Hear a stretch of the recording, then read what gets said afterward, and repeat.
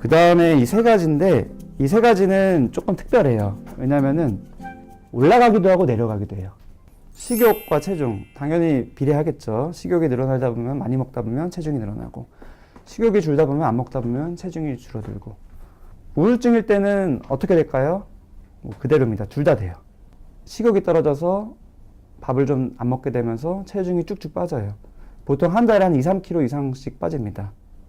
한 달에 5% 정도 변화 있는 거를 기준으로 하는데 많은 분들은 뭐 한두 달에 10kg 빠지는 분들도 있고 뭐 다이어트 이런 거 안 했을 때를 기준으로 해요. 굉장히 중요하죠.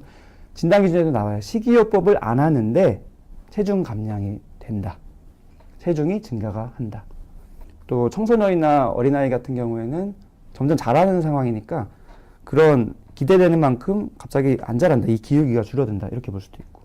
그래서 요즘에 입맛이 없고 뭔가가 체중이 줄어드는 분들 또는 반대로 자꾸 단 거 또는 자극적인 음식을 자꾸 먹게 되면서 체중이 늘어나는 분들 단기간에 한두 달 사이에 몇 킬로 이상 뭔가 몸에 변화가 나타나는 거 이거 진단 기준이에요. 잠 역시도 화살표대로 잠이 많아지기도 하고 줄어들기도 해요. 많은 분들이 불면증만 생각을 하거든요. 근데 반대가 있다는 걸 좀 강조드리고 싶은 게 많아요. 잠이 늘어요. 의학적으로는 한 사람이 7시간 이상 자야 되고 선진국은 한 8시간씩 자는데 우리나라 사람들 이제 어떤 통계 같은 거 보면 6시간도 잘 안 자는 그런 것들이 꽤 있죠. 특히 학생들도 그렇고 직장인들도 그렇고 정신 건강에 안 좋거든요. 신체적인 건강에도 안 좋고 잠이 변화가 되는데 불면증은 조금 이따 말씀드리고 우선은 과수면이라는 게 있어요. 잘 모르셨던 걸 우선 말씀드리고 싶어요. 과수면. 하루에 막 15시간씩 자요. 거의 뭐 밥 먹고 잠만 자는 분들도 있고 계속 잠이 와요. 이러는 것도 역시 우울증의 증상일 수 있다는 거를 꼭 말씀드리고 싶습니다. 과수면, 과면증이라고 하는데 그 다음에 이제 좀 더 잘 알고 계신 불면증도 당연히 있죠. 불면은 크게 나누면 3개예요. 양상이 처음에 시작하는 잠이 안 온다. 누웠는데 보통 30분 정도 안에 잠이 오는 게 이제 정상인데 30분을 지나서 1시간도 되고 2시간도 되고 그때 이제 핸드폰 들면은 끝이죠. 그런 식으로 처음에 잠이 안 온다.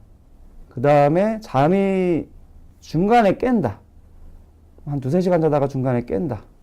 정상적으로는 뭐 한 번 정도는 잠깐 깼다가 또 바로 잘 수 있어요. 뭐 화장실을 갈 수도 있고 그런데 더 자주 깨거나 또는 한 번 깼는데 그 다음에 잠이 안 오거나 그때부터 또 막 1시간이 걸리거나 2시간이 걸리거나 이렇게 중간에 깨는 잠.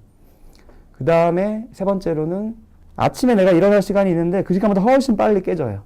새벽에.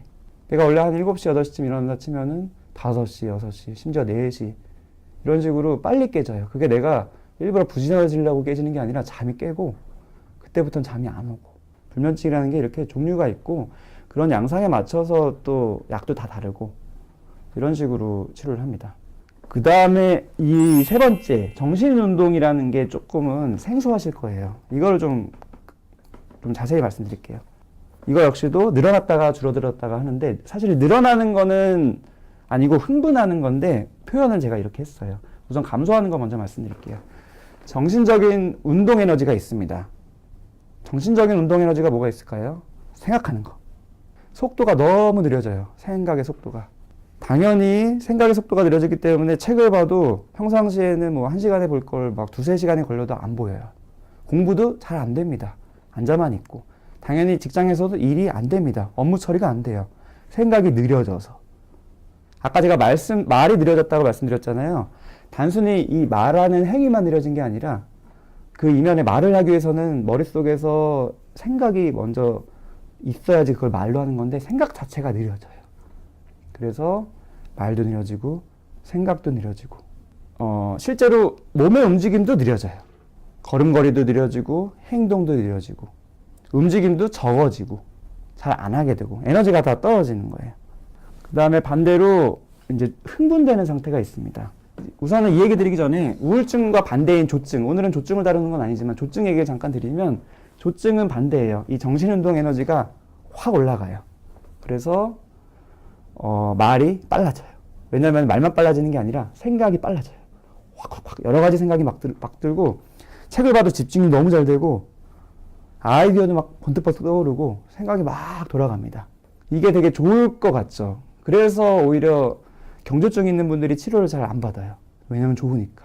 아이디어도 많이 떠올라서 사업도 막 벌이고 갑자기 누가 생각나서 연락도 하고 막 얘기를 하고 싶고 별로 안 친한데 막 말을 하고 싶고 이런 식으로 정신운동 에너지가 증가하는 게 이제 조증인데 감소하는 게 우울증이고 우울증일 때는 감소만 되는 게 아니라 또 흥분되기도 해요. 초조.